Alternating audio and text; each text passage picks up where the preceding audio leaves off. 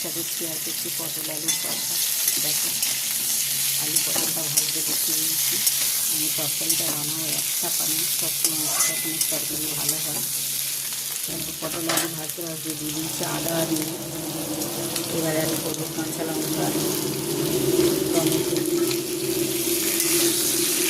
নাড়াচাড়া হয়ে গেলে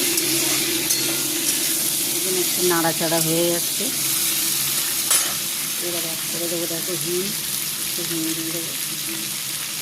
একটা পানির তরকারি খুব সুন্দর হয়, সুস্বাদু হয় খেতে। আমরা করে খেয়ে দেবো। অ্যাড করে দেবো হলুদ গুঁড়ো,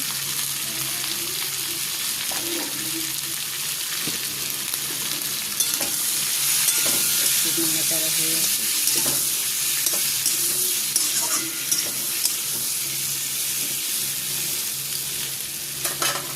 কাঁচা গন্ধটা ছেড়ে গেছে।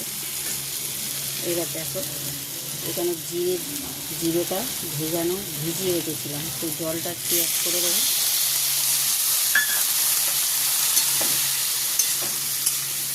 এইটা একটু নাড়াচাড়া হয়ে গেল। এইবার চাপা দিয়ে দেবো। দেখো বন্ধুরা, আলু পটলের ডালনা রেডি, একদম রেডি হয়ে গেছে।